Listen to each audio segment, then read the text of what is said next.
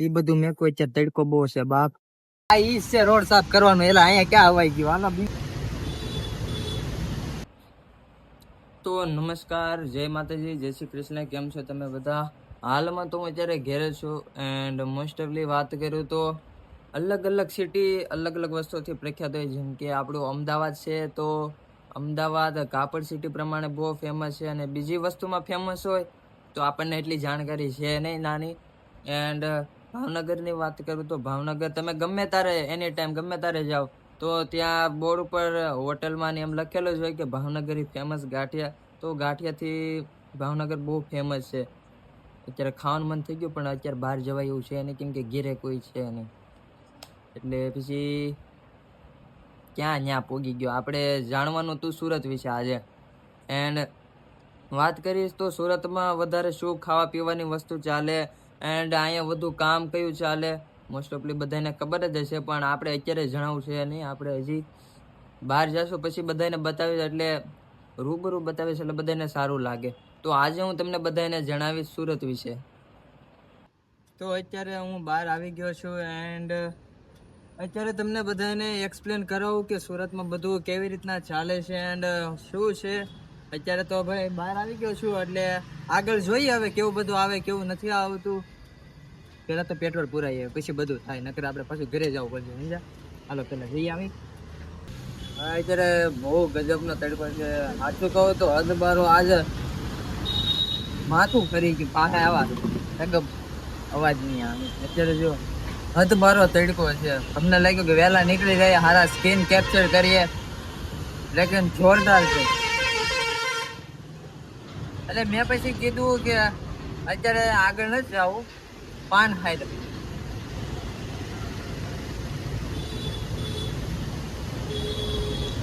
મોટું પાન પછી આગળ લાગ્યો.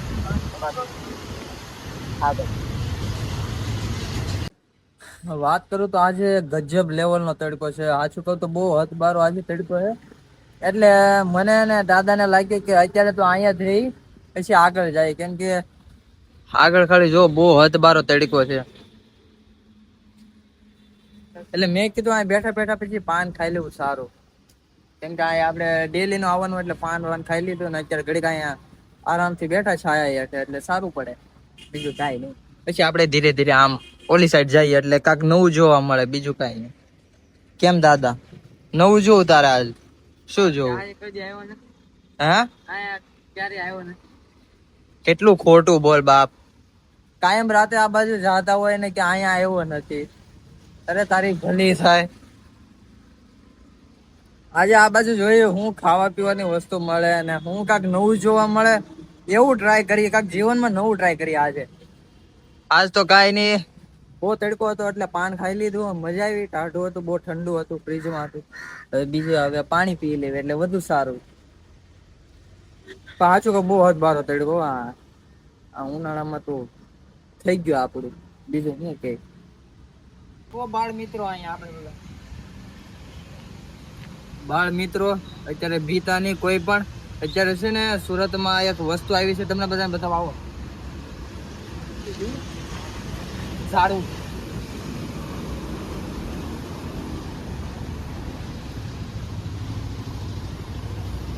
અહીંયા આવો મિત્રો, કોઈને કહેતા નહીં. આ રોડ બનાવવાનું મશીન છે. આ ઈ છે રોડ સાફ કરવાનું, એલા અહીંયા ક્યાં હવાઈ ગયું હાલો બીજા સાઈડ જઈ. આપણે સુરત નું જણાવવાનું હતું, તા તો રોડ બનાવવાનું જણાવી દીધું. બીજું ગોતી કાક.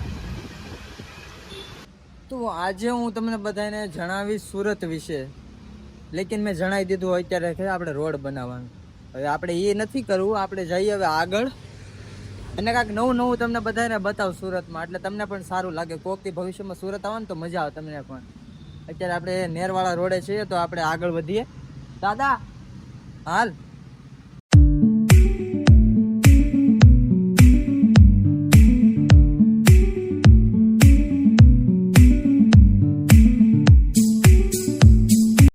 તો આપણે આ સુરતનું મોસ્ટ ફેમસ મેલડીમાનું મંદિર છે, તો અત્યારે આપણે ત્યાં જતા આવીએ ને પછી આપણે ઓલી સાઈડ જઈએ પાછા. આપણે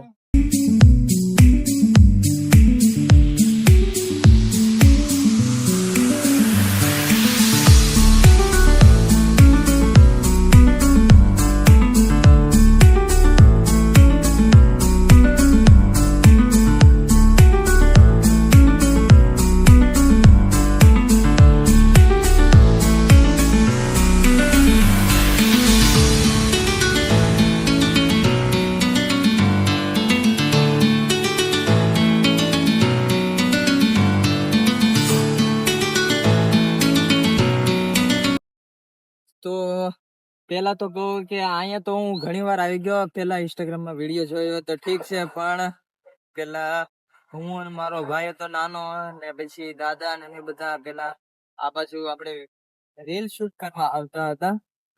અને અત્યારે કહું તો અહીંયા ઘણું બધું ડેવલપમેન્ટ થઈ ગયેલું છે. અત્યારે જો આ ઘણી બધી બિલ્ડિંગો બની ગઈ છે. આ પિકલ કેન્ડી બની ગયું છે, મતલબ બેડમિન્ટન રમવાનું. અહીંયા પિકલ કેન્ડી મતલબ અહીંયા એક કેફે પણ બની ગયેલું છે. અને સામે આમ તમે જોઈ શકો છો કેટલી બધી બિલ્ડિંગો બની ગઈ છે.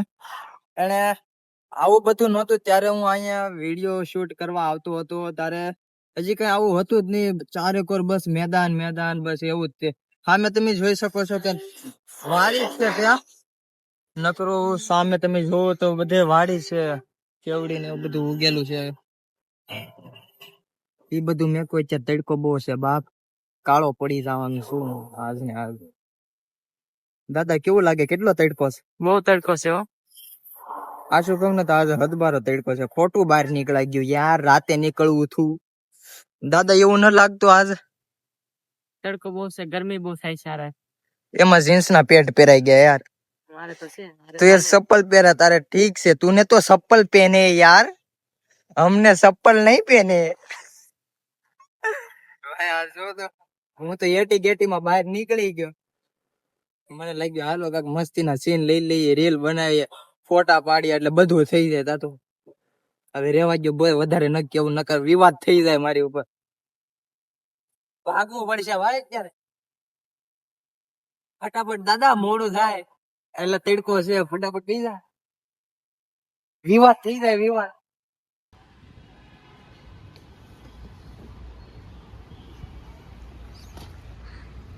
તો તમે સુરતમાં ગમે ત્યાં જાઓ પણ આવી નાની મોટી ચોપાટી તો બહુ જોવા મળશે, એટલે વધારે સારું. આમ તો આપણને ટાઈમ પાસ થઈ જાય થોડો ઘણો.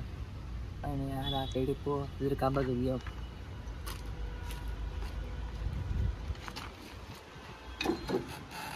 બહુ નાનું છે એવું ન લાગતું દાદા? શેષતે ને ઓલા મોટા પાણી જાય. આમ તો આ સારું, સુરતમાં ગમે ત્યાં આવું નાનું મોટું જોવા મળે એટલે મજા આવે આપણને, નવું નવું લાગે નહીં? સારું પડે.